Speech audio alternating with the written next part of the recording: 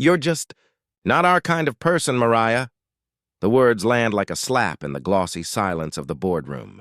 The HR director, Evelyn Cross, leans back in her pearl-white chair, every inch of her posture spelling out satisfaction.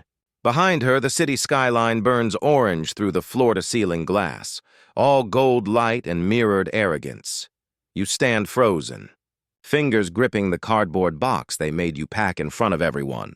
Around the table, polite smiles flicker like static. No one meets your eyes. You hear the faint hiss of the espresso machine from the executive lounge, a reminder that you'll never taste that coffee again. Not our kind of person. You repeat, your voice catching somewhere between disbelief and pride. Evelyn doesn't flinch. You just don't fit the culture here. It's refined, professional. And frankly, there have been complaints. Complaints. The word slithers across the room. You wonder what they wrote. Too direct? Too brown? Too much like the janitor's daughter? When you reach for your employee badge, it slips from your hand, a small clatter on marble. As you bend to pick it up, something else catches your eye. A photograph, half hidden under Evelyn's desk blotter. Two people, a younger Evelyn, and a man whose face looks strangely familiar, smiling beside a newborn baby wrapped in a hospital blanket. The year on the photo frame reads 2006. Evelyn notices your pause. Her manicured hand flashes out, snatching the picture before you can blink. "Personal item," she says sharply. "You can go now. You don't argue." But as you turn, you catch your reflection in the glass, your dark curls, your high cheekbones, and the faintest resemblance to the man in that photograph. Outside the boardroom, the office hums like nothing happened. Keyboards click. Phones chirp. People avoid your gaze, pretending to work. The receptionist gives a quick, guilty smile. You nod back, pretending not to care, pretending your stomach isn't folding in on itself. Down the elevator, the mirrored walls distort everything. Your face, your posture, your hope. Somewhere between the 20th and 1st floor, the tears threaten, but you blink them away. You promised yourself long ago, never cry in uniform. When the elevator doors open, your father is there, Henry, the night janitor.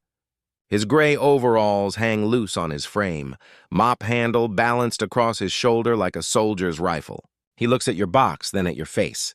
"Again?" he says quietly. You nod. "They said I don't fit in." He swallows hard, eyes darting toward the surveillance camera in the corner. "Let's talk outside," he murmurs. The parking lot glows under harsh fluorescent lights. Henry leans against his cart, silent for a long time. You've always known he carries more weight than the mop and broom. Something unspoken clings to him, like the scent of bleach that never leaves his hands. "Dad, do you know anyone named Cross?" you ask finally. "Evelyn Cross?" His jaw tightens. He looks away toward the building, that glass tower that never seems to reflect him. "I know of her," he says carefully. "She's been here longer than anyone." "Why?" You hesitate. "She had a photo on her desk. With a baby." The man looked. You stop yourself, suddenly embarrassed by the thought forming in your head. Henry wipes his hands on a rag. "People like her don't change, sweetheart. Don't think too much on it." But you see something flicker in his eyes, a flash of recognition he tries to bury. That night, you lie awake staring at your ceiling fan, the words looping in your head. Not our kind of person. Each rotation of the blades feels like a countdown to something you can't name. Downstairs, you hear the front door creak. You peek through the railing and see Henry, coat thrown over his shoulders, leaving again long after midnight. In his hand, a thin manila envelope. He's going back to the building. You watch through the window as his figure disappears into the darkness, the faint beam of his flashlight cutting across the parking lot like a secret. People still argue whether courage begins with anger or heartbreak. For you, it starts right there, in the stillness between a slammed door and a missing truth. At dawn, when you finally fall asleep, you dream of that photo again. Only this time, the baby's hospital tag bears your name, and when you wake, one thought won't leave you. Why did your father flinch when he saw her name? By morning, the whole office knows. Whispers float through the corridors like perfume, sweet, venomous, impossible to pin down. You step inside just to clear out the last of your belongings, but you can feel eyes on you before you even cross the lobby. She didn't last long. Did you hear? HR said she was unstable. No, I heard she was caught snooping in someone's office. You pretend not to hear. You keep your chin up, box under your arm, the elevator ding echoing like mock applause. But as you pass the marketing lounge, you catch something that freezes you mid-step. Evelyn's voice, low but urgent, on the phone. I told you, the test was never supposed to reach corporate. If the board sees those results, it's over. Delete every trace. Yes, every trace. I don't care what the janitor thinks he knows. You don't breathe. Every word feels like a key clicking into a lock you didn't know existed. The test. The janitor. Your father. You step backward before she notices slipping into the side corridor that leads to storage. The cleaning staff are already there, chatting softly while prepping their carts. Mr. Darnell, your father's old friend, looks up with surprise. Mariah? I thought they did. You cut in, forcing a smile. Just picking up my things, but he doesn't buy it. Henry didn't come in last night. Said he was sick. Sick? Your father never misses a shift. You feel the chill crawl up your neck. Did he call in? Darnell shakes his head. No call, just texted. Real short. Not like him. You glance toward the janitor's closet. Door half open, the air smelling faintly of bleach and something metallic. You step inside, your sneakers squeaking against the tiles. Your father's things are neatly arranged as always. Gloves folded, spray bottles labeled, rags stacked by color. But something's missing. The small metal lockbox he always kept under the sink. Gone. You kneel and notice a single item left behind. An old employee badge, cracked at the edges, with a logo that hasn't been used in over a decade. The name on it makes your pulse stutter. Evelyn R. Cross, Executive Assistant. 2005. She wasn't always HR. She started here 19 years ago, the same year the photo on her desk was dated. You pocket the badge before you can second-guess yourself. Back in the hallway, the whispers grow sharper. A junior analyst rushes past with a stack of folders, muttering, "They're auditing HR, something about falsified documents." Falsified. The word burns through you. You head for the stairwell to avoid the cameras. Each step echoing with memories. Birthday lunches you weren't invited to. Office jokes that stopped when you entered. Polite smiles that always felt like fences. Not our kind of person wasn't about culture. It was about bloodlines. Down in the basement, your father's car isn't there. Only the oil stain where it usually sits. You fish your phone from your pocket, call his number. Straight to voicemail. Dad, it's me. Please call, I think something's wrong. The recording beeps. You hang up. The fluorescent lights flicker, humming their electric monotone. And then, a voice behind you. You shouldn't be here. Evelyn. She's standing at the bottom of the stairs, immaculate as ever, though her lipstick is smudged at one corner. This level's restricted to staff on duty. You square your shoulders. So I guess that makes me staff. Her eyes narrow. You're dismissed, permanently. I know about the DNA test, you say quietly. And about the file corporate ordered. The one you're trying to bury. Her laugh is small, brittle. You really think you can threaten me? You're a janitor's daughter. You'll never understand what's at stake. Maybe it's the exhaustion, or maybe it's the sound of those words echoing down the concrete hall. But you step closer. You're right. I don't understand. Maybe you should explain it to me. She steps back, eyes darting. For the first time, she looks afraid. Walk away, Mariah, she whispers. For your father's sake. Before you can respond, she turns and disappears into the service tunnel. Heels clicking in a perfect rhythm of control. You stand there, the hum of the lights rising like a heartbeat. For your father's sake, what did she mean by that? That night, you scroll through old employee archives on your laptop, piecing together names, dates, promotions. You find something strange. Evelyn Cross was promoted exactly 9 months after a lawsuit settlement involving the CEO's family. Sealed under confidentiality, 9 months, the same year you were born. You exhale slowly, staring at the screen. The cursor blinks like a metronome. Outside, sirens wail in the distance. Someone else's emergency, not yours. But it feels like a warning. You close your laptop and glance at the badge in your hand. The photo of Evelyn from 2005 looks different now. Not arrogant, scared. Like someone guarding a secret that could ruin more than just her career. You don't know yet that she's not the only one.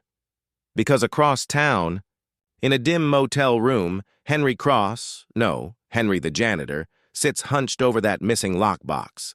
Inside, the original hospital form, stained with time and coffee, showing 2 signatures. One belongs to the CEO's wife.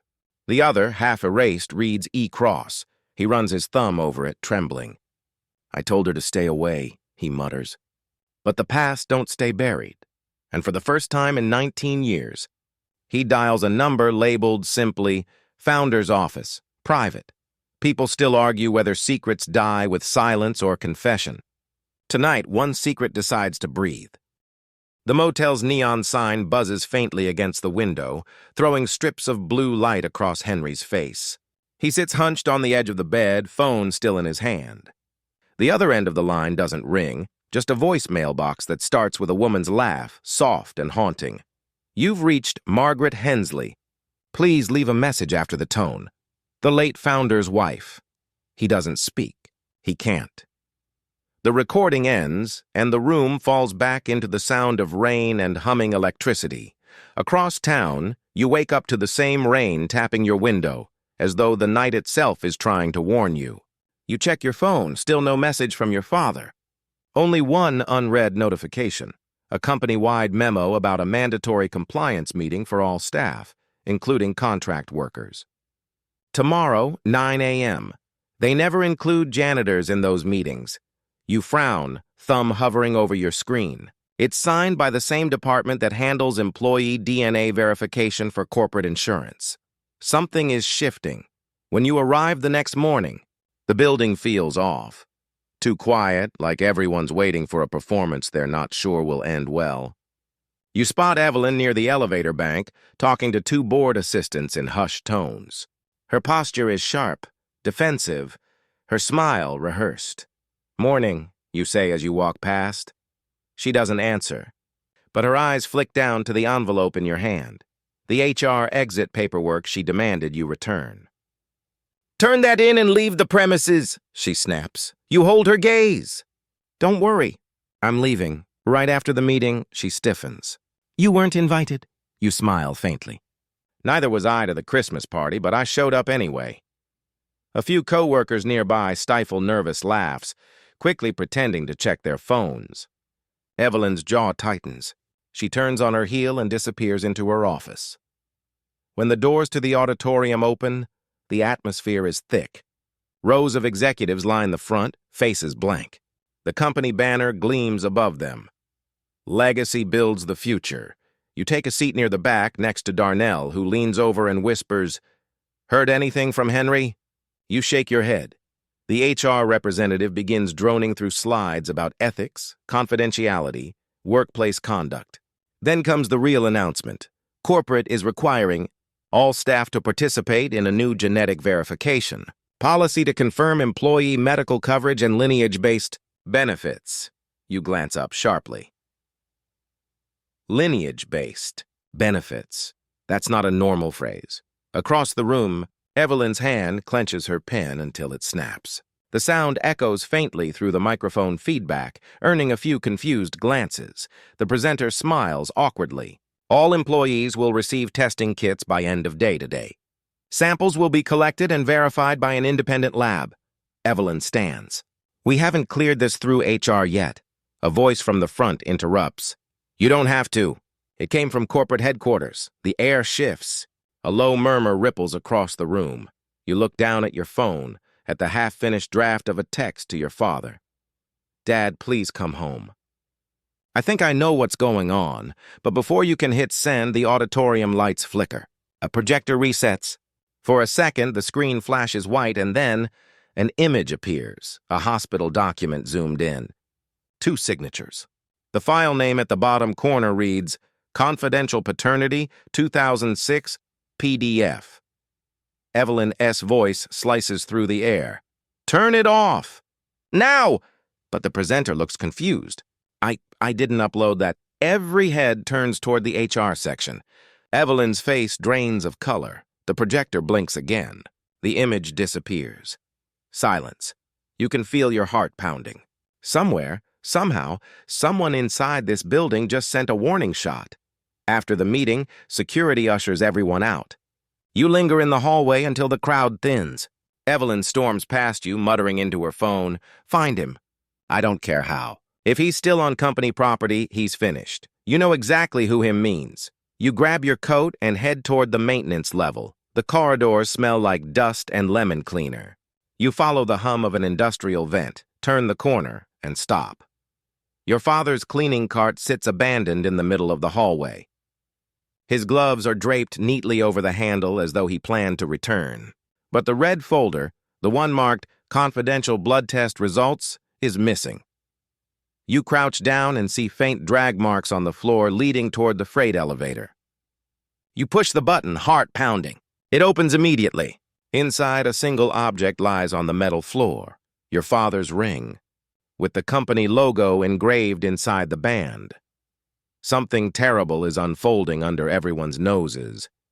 You clutch the ring, whispering to yourself, "Hold on, Dad." As you step out of the elevator, your phone buzzes, a text from an unknown number. "Meet me where the first secret started. Midnight, come alone, no name." No explanation. But below the text is a photo attachment. It's the same hospital picture from Evelyn's desk, the one with the newborn. Only this time, the man's face isn't blurred by glare. It's your father. People still argue whether blood ties are born or built. Tonight, you'll find out which one can destroy a family faster. The rain has turned heavier by midnight, drumming against the warehouse windows like impatient fingers. You drive with both hands tight on the wheel, the city lights sliding across your windshield like restless ghosts. Where the first secret started. The phrase loops in your head like a riddle. There's only one place that fits, the old east wing of the building, the part that was sealed off years ago after a flood. Your father used to say he liked it there because the ghosts don't judge. You park behind the loading dock, engine idling just long enough for the wipers to squeak twice and then kill the lights. The metal door creaks open when you push it. The smell of mildew, cleaning chemicals, and dust hits you all at once. Inside, the air feels heavier, thicker. You step through puddles of rainwater, reflecting the faint glow of your phone flashlight. Somewhere above, water drips rhythmically through a cracked pipe, echoing like a heartbeat. You whisper into the dark. "Dad?" Nothing. You move further in, passing old storage racks and forgotten signage from a different era of the company, back when it was still Hensley & Co. or engineering, before the rebrand. Then, a sound, a scrape of metal on concrete. You swing your flashlight toward it. A silhouette steps out from behind a pillar. Not your father, Evelyn. Her hair is damp, her mascara streaked, her voice calm in that unnerving way that feels rehearsed. "You shouldn't be here, Mariah. You keep your distance." "Where's my father?" "Gone," she says softly. "For his sake, I hope far away." Your light catches her face. She's holding the red folder. You take a step closer. That's his. "Give it back." She shakes her head. "This file isn't what you think." "It's not about you." "Then why hide it?"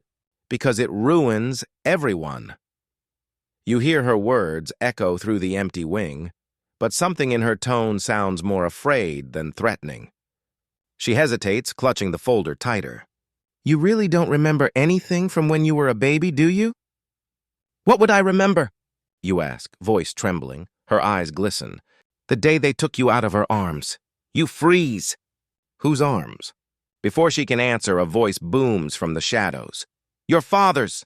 "That's enough, Evelyn." He steps into the light, soaked through, exhaustion carved into his face. His voice is calm but breaking at the edges. "You've lied enough for 2 lifetimes." Evelyn's mask slips. "You shouldn't have come back, Henry." "I never left," he says. "I just stopped speaking your language." For a moment, no one moves. The air crackles with unspoken history. Then Evelyn looks at you, something shifting behind her eyes. Guilt, grief, maybe both.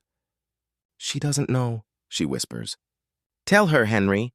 Tell her who she is before this building does."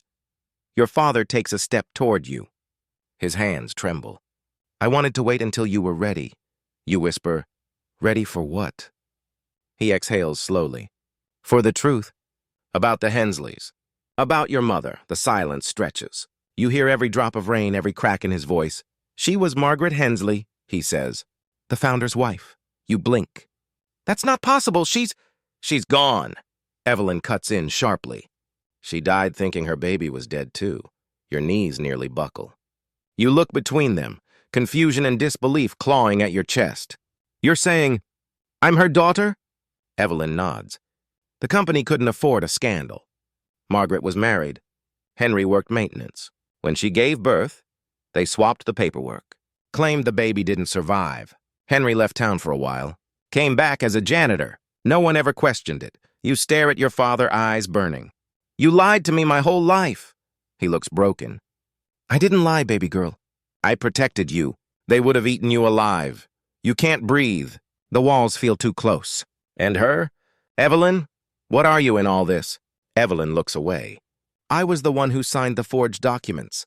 I owed the Hensleys everything, and they owned me in return." Your flashlight flickers. For a moment, the darkness seems to swallow all three of you. Then you see something move. A security drone gliding past the far hallway, red recording light blinking. Evelyn curses under her breath. "They're tracking this area again." Henry's expression hardens. "They already know. The board probably has the footage by now." He turns to you, voice quiet but urgent. "That DNA test they ordered? It's about you, Mariah. They're looking for the founder's legitimate heir. If they match your sample, it's over for them." Evelyn looks horrified. "You uploaded her records?" He nods once. "She deserves to know who she is." Evelyn takes a shaky step back. "You just started a war, Henry." And just as she says it, the sound of heavy footsteps echoes down the corridor. Security. Flashlights sweep the far end of the hall, voices shouting, "This area's restricted! Drop everything!" Evelyn looks at you panicked. "Go! If they find you here, it's over!" But your father shakes his head. "No, it's time they see who they've been mopping around all these years." He hands you the red folder. "Take it, Mariah. Whatever happens next, don't let them bury this again." You grip it tight, pulse hammering as the guards draw closer. Evelyn whispers, "They'll arrest you both." Henry smirks faintly. "They'll try." The first flashlight beam hits your face. "Hands up!" Someone yells. "You don't move!" Neither does your father, because behind you, illuminated by the sudden burst of white light, hangs a faded mural on the wall, a dedication plaque from 2006. It reads, "In memory of Margaret Hensley, whose daughter will inherit her legacy." And beneath it, your name, Mariah. People still argue whether destiny is written in ink or blood. Tonight it's written in water stains and hidden signatures, and it just came to light. The floodlights burn your eyes. Security guards shout orders that echo down the hall like thunder, boots splashing through puddles as they close in. Your father raises his hands, voice steady. You're making a mistake. But they don't hear him, or don't want to. Two guards rush forward, one grabbing the red folder from your grip. You clutch it tighter, your voice cracking, "That's mine!" It's chaos. Evelyn shouts something you can't make out. One guard shoves your father against the wall too hard. He stumbles, coughing, and for a split second you see fear in his eyes. Not for himself. For you, then a sharp command slices through the noise. "Stand down!" The guards freeze. From the far end of the corridor, a man in a gray tailored suit strides toward you, his shoes splashing through the water with slow, deliberate steps. His face is familiar, cold, symmetrical. Carved for the front page, Robert Hensley, CEO, heir, the man who fired you for not fitting in. He stops a few feet away, his gaze sliding from you to your father. "Henry, I should have known the janitor would crawl out of the woodwork eventually." Your father glares back. "Still practicing that family charm, I see." Robert smirks. "You've trespassed on company property. That file belongs to us." You lift the folder, hands trembling but firm. This belongs to me." His smile fades. "Do you even know what's in it?" You hesitate, a beat too long. His smirk returns. "Didn't think so." Then he gestures, and one of the guards snatches it from you. You lunge forward, but Robert holds up a hand. Wouldn't want Daddy to get hurt again, would we? Your father's voice breaks through the tension. She's your sister, Robert. The silence that follows is sharp enough to cut air. Even Evelyn looks stunned. You never told him? She whispers. Robert laughs, a hollow, disbelieving sound. You expect me to buy that fairy tale? Henry steps forward. You can run all the DNA tests you want. The truth's already in your system. She's Margaret's daughter, your half-sister. Robert's jaw tightens. Margaret Hensley died 30 years ago. Yeah, Henry says quietly. Right after you were born. Evelyn looks between them, her voice trembling. Robert, there were files, hospital records. I was there. She had another baby before you. For a moment, the great Robert Hensley, the man who controls a $500 million empire, looks like a boy who's just been told the monster under his bed was real all along. He forces a laugh. This is insane! You're all fired. Arrested even. Henry doesn't move. Do that, and the press gets this file. Every page, every forged signature, including your father's confession. Robert's eyes flick to the folder. His confidence wavers. You step closer. You fired me because I didn't fit in. Because I was the janitor's daughter. You never imagined the janitor was the man who raised your sister. His smirk is gone now. You continue, voice low but strong. You didn't just fire me. You erased me. But blood doesn't vanish, Robert. It stains. Behind him, one of the guards whispers, Sir, maybe we should call legal. Robert doesn't answer. His eyes dart between you, your father, and Evelyn. The three ghosts of a secret he didn't bury deep enough. Then his phone buzzes. He glances down. The color drains from his face. He turns the screen toward you. A live feed from the company's internal server. Someone's uploaded a confidential file titled Hensley DNA, Official Results. The progress bar reads 98%, 99%, 100%. The document opens. Your name flashes on screen. Match 99.9997%. Confirmed biological relation to Margaret Hensley. A collective gasp ripples through the hall. Even the guards look shaken. You stare at Robert, who's gone silent, his empire crumbling in real time. Your father lets out a ragged breath. Looks like the mop finally cleaned house. Evelyn steps forward, her voice trembling but resolute. The board will see that file before morning. You can't stop it now. Robert turns slowly toward her. You did this. She shakes her head. No, she did. All eyes turn to you. The rain has slowed outside, the thunder fading, but inside, the tension hangs thicker than ever. You look at your father, then back at Robert. Tell the truth, or I will. He says nothing, but the silence says enough. Then your father takes your hand. Come on, baby. We're done here. You walk past Robert, past the guards who suddenly can't meet your eyes, and out into the night, where the rain has softened into mist. Behind you, through the open doorway, the Hensley plaque still glows faintly in the emergency light. The same inscription you saw before, in memory of Margaret Hensley, whose daughter will inherit her legacy. This time you don't look away, because now the world knows who that daughter is. The next morning the building doesn't hum, it trembles. Every glass wall of the Hensley Tower reflects a different kind of storm. Not the one outside, but the one inside, board members whispering in corridors, phones ringing off the hook, headlines breaking faster than Robert Hensley can silence them.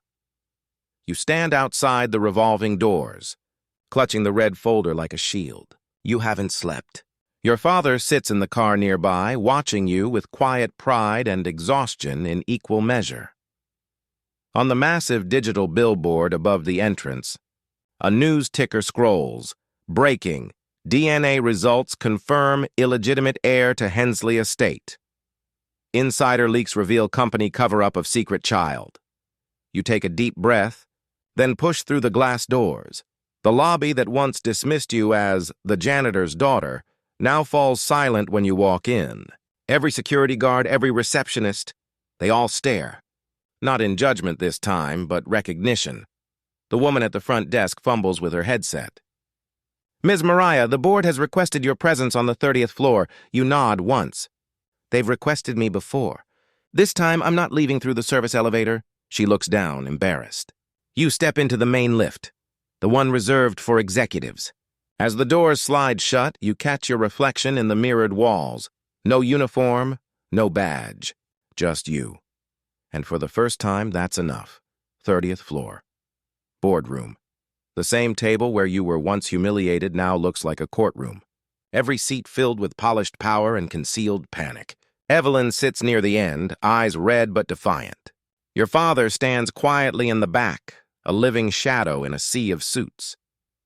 At the head of the table, Robert sits stiff, jaw locked, eyes hollow. He doesn't look up when you enter, but everyone else does. Miss Hensley, the chairman begins, the first time anyone has used that name for you. We've reviewed the documents, the DNA confirmation, and the signed statements from Ms. Cole. He glances at Evelyn, who nods. Before we proceed, do you have anything to say to this board? You step forward, the red folder in your hand trembling slightly. Yes. You place it on the table, its edges damp from last night's rain. This company was built on a lie. My mother's name was erased. My father was treated like dirt. And when I tried to earn a place here, you fired me because I didn't fit your image. You look directly at Robert. But I am the image. I'm the reflection of everything you tried to bury. The room is silent. Every word lands like a gavel strike. I'm not here for revenge, you continue, your voice steady. I'm here for restoration. My mother's name belongs back on this company's history. My father deserves his dignity back. And every employee who's been treated like they're less than human, they deserve change. The chairman clears his throat.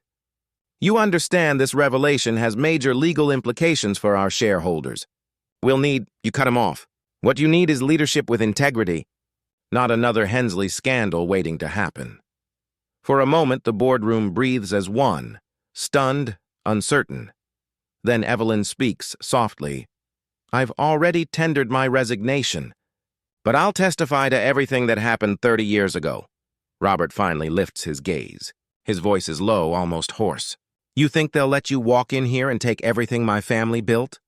You meet his stare. You already did. I'm just taking back what's mine. He laughs, hollow, desperate. You don't know the first thing about running a corporation? You smile faintly. No, but I know about building things from the ground up. You should see how clean I can make a mess. A few board members stifle chuckles. Robert's face hardens. The chairman glances at the documents again, then at Robert. Until further investigation, control of the Hensley Trust and pending estate will be placed under shared custodianship, including Ms. Mariah Hensley. Robert slams his hand on the table. You can't be serious. But the chairman's tone is final. We're very serious, Robert. For the company's sake, and the truth's. The gavel comes down metaphorically, but the sound echoes louder than thunder. You exhale slowly. The storm is over, or at least the worst of it. Your father steps forward, placing a hand on your shoulder. Your mother would have been proud. You look up at him, eyes glistening. So am I. As you turn to leave, Evelyn calls after you. Mariah, thank you for letting the truth out. It's more than any of us ever did. You pause at the doorway, glance back. Redemption's still possible, Evelyn. Just stop hiding from your own reflection. Then you walk out, calm, steady, free. Down in the lobby, the receptionist rises as you pass. Congratulations, Ms. Hensley. You smile softly. It's just Mariah. Outside, the sky has cleared, a pale golden light cutting through the last veil of clouds. The city looks different, or maybe you finally see it differently. Your father joins you, arm around your shoulder. Where to now? You glance up at the Hensley logo shimmering on the glass. Somewhere it can't cast a shadow. He nods. Good. Then we start fresh. You take one last look at the tower. The empire built on lies, now trembling on the edge of truth, and whisper under your breath. Justice doesn't always arrive loud. Sometimes it walks in wearing the janitor's shoes. The morning after the storm, the building feels lighter. The sharp scent of polish replaces the sterile tang of fear. The janitorial cart squeaks down the marble hallway as always, but this time, when people pass Henry, they nod, not out of pity, but respect. The gossip died faster than the news cycle. What remains are whispers, reverent ones. "She's his daughter," someone says near the elevators. "Can you imagine hiding something like that for 30 years? Another replies, "But you've already moved beyond imagining." In your small apartment, the same one you refused to leave when your paycheck stopped coming, the red folder lies open on the coffee table. Documents neatly arranged, signatures inked, truth finally visible under morning light. You sit cross-legged on the rug, running your fingers across the last page. Estate transfer, pending legal confirmation. It's surreal. For so long you dreamed of getting your foot in the door. Now the door itself swings open, and you're the one deciding who belongs inside. Your phone buzzes. "Unknown number, Ms. Hensley." The voice is formal but cautious. "This is Leonard from Hensley Communications. The board would like you to join an emergency leadership session tomorrow. Interim CEO selection." You blink. "You're offering me representation," he says quickly. "They believe your involvement might stabilize investor confidence." You almost laugh. The same people who said you didn't fit in now want you to lead them. "Tell them I'll think about it," you say. When you hang up, your father emerges from the kitchen, coffee mug in hand, wearing that gentle half-smile that always disarms you. "Let me guess, they want you back?" You nod slowly. "They're scared." "They should be," he says softly, sitting beside you. Scared enough to finally listen. You turn the folder around so he can see the signature line beneath your name. "Dad, why didn't you tell me?" His eyes stay fixed on the papers. "Because your mother made me promise not to. She wanted you to build your own name, not live under his shadow." You study his weathered hands, the same hands that scrubbed marble floors for decades. And suddenly, the weight of every hidden sacrifice hits you. "Do you ever regret it?" You ask. He looks up, eyes calm. "No, because if I hadn't kept quiet, you might never have found your voice." And that voice? It just changed everything. Silence stretches, warm and heavy. Outside, a siren wails faintly, then fades into the hum of the city. You glance at the clock. "I'm supposed to meet someone," you say, grabbing your jacket. "Someone important?" He teases, you grin. "Maybe. You'll see." Later that afternoon, you stand before a modest brick building with a hand-painted sign, Hensley Foundation, pending registration. You'd rented it quietly, using your severance and part of the settlement funds. Inside, sunlight filters through dusty windows onto folding tables. Laptops and a single corkboard with handwritten ideas pinned everywhere. Scholarships for custodians' kids. Healthcare coverage for part-time staff. Training and upskilling for low-wage workers. This, not the boardroom, is what you want your inheritance to mean. You take a deep breath, grab a marker, and scrawl across the top of the board. "For those who were never invited in." A knock sounds on the open door. Evelyn stands there, no pearls, no heels. Just jeans, a cardigan, and eyes that look heavier but clearer. "I wasn't sure you'd want to see me," she says. You nod toward the empty chair. "Depends. You here to help or to apologize?" She sits, hands folded. "Both. I lied to protect a man who never protected anyone. And I watched you suffer for it." You study her face. The arrogance is gone. In its place, something close to humility. "You could have stopped him," you say. "I know." Her voice cracks. But fear makes people cruel. "I'm trying to be less afraid now." You exhale slowly, then hand her a folder, thinner, brighter red. "Then start here. Legal consultancy for the foundation. It pays less than your old job." "A lot less." Evelyn blinks. "You're offering me a job?" "I'm offering you redemption," you reply. "If you want it." For a long moment, she says nothing. Then she nods. "I'll earn it." As she leaves, you stare at the city skyline through the dusty window. The same skyline that once looked unreachable. Now it's just scenery. Your phone buzzes again, this time a text from the board. Final confirmation. Robert Hensley resigns effective immediately. Public statement approved for release by 5 p.m. You stare at the words. No triumph, no thrill. Just a quiet, steady release, like exhaling after years of holding your breath. Outside, the street hums with the life of people who never knew your name but might someday feel your work. And for once, that's enough.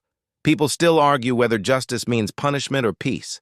But standing there, sunlight on your face, the janitor's daughter turned heiress, turned reformer. You realize it's neither.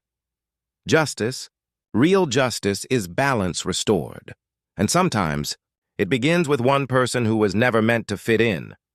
The next day, the city wakes to headlines that rewrite history. Hidden. Heir exposes decades-old scandal at Hensley. Corporation. Janitor's daughter named successor to billionaire's legacy. Every outlet runs the same.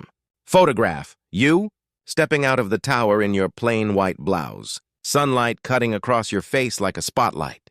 Behind you, Henry's silhouette, mop handle in hand, proud but humble, becomes the story's quiet symbol. By noon, you're the most searched name in the country. But fame feels like static, loud, pointless, and far away. What matters is what happens next. At 4 p.m., you sit in the empty boardroom again, this time by invitation. The table's polished surface reflects your face instead of Evelyn's pearls or Robert's glare. The chair at the head of the table sits empty. You don't take it. Instead, you place your red folder on the center of the table and look out at the city. Its glass towers, its invisible workers, the janitors who vanish when the lights turn off. The silence hums, rich with ghosts and memories.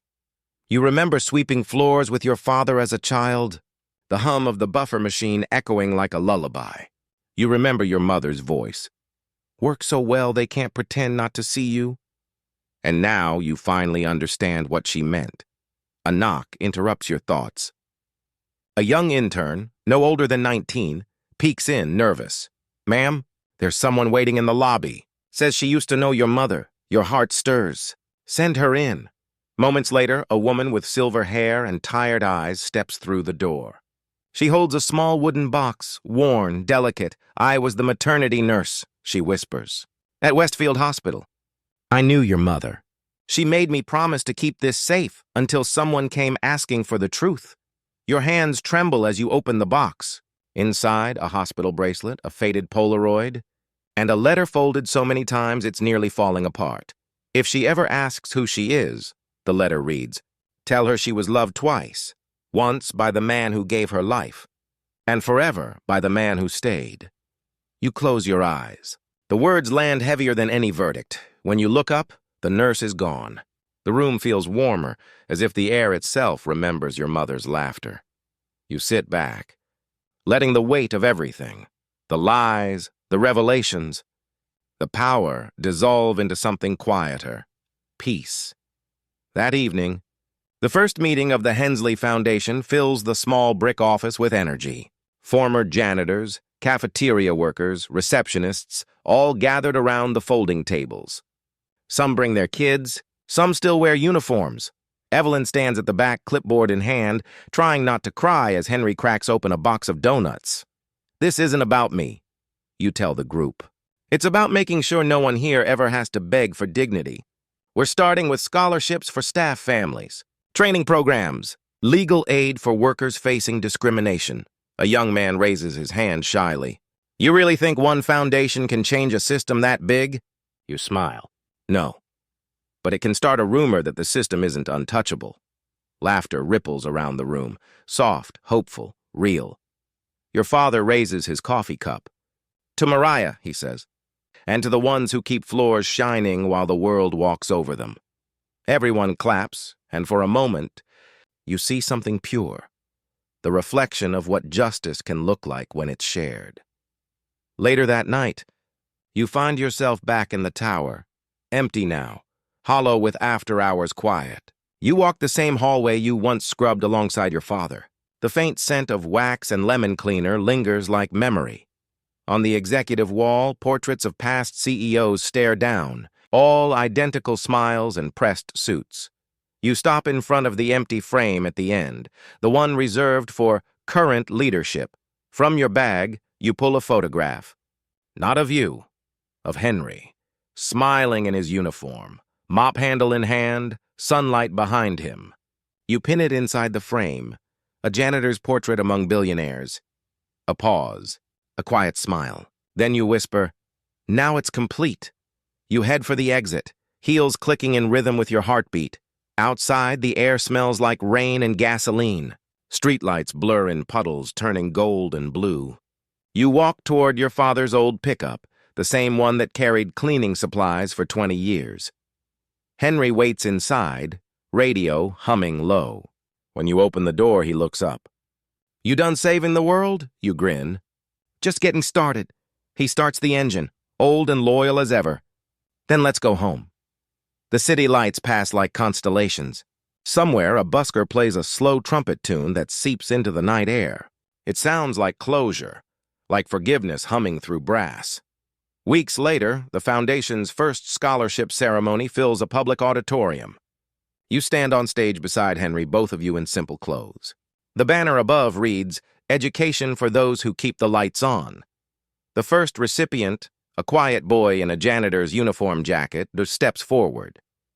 His hands shake as you hand him a certificate. He looks up, eyes wide. "My dad cleans offices too," he says. You lean down and whisper. Then you're already standing on strong shoulders. The crowd applauds, the boy beams, and Henry wipes his eyes discreetly with his sleeve. When it's all over, you walk to the back of the stage. A camera crew from a small local station asks for one comment. You think for a long moment, then say, "People keep asking how it feels to find out I'm part of the Hensley family. The truth is, I always was. Because family isn't about blood. It's about who stays to clean up after the mess." The room falls silent. Then erupts in applause. The camera pans slowly from your face to Henry's. The image freezes, a still frame of poetic justice. Outside, as the sun dips low, you walk alone for a while. Wind rustles the leaves. The day folds softly into dusk. You think about everything. The lies, the cruelty, the redemption. You realize that what people call destiny is sometimes just persistence wearing patience's disguise. You whisper to yourself, almost laughing, "They fired me for not fitting in. But maybe I was never meant to."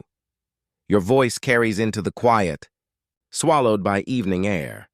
And when the first streetlight flickers on, it glows brighter than before, as if the city itself knows the janitor's daughter didn't just fit in. She rewrote the whole blueprint. If this story reminded you that roots can't be erased, they can only grow through concrete, then smash that subscribe button and hit the notification bell so you never miss a story where truth sweeps injustice clean. Have you ever seen someone written off because of where they came from, only to rise higher than anyone expected? Tell us your story in the comments below. Your experience might inspire our next viral tale of courage, class, and quiet revenge. And here's a challenge for the sharp-eyed viewers. There's a subtle moment around minute 7:18, when Mariah touches the framed photo in the boardroom. That secretly reveals what she's about to do before she even says a word. Watch again and tell us what you noticed. Only the most observant viewers will catch what she does with her hand right then, because in this story, even the smallest gesture can rewrite an empire.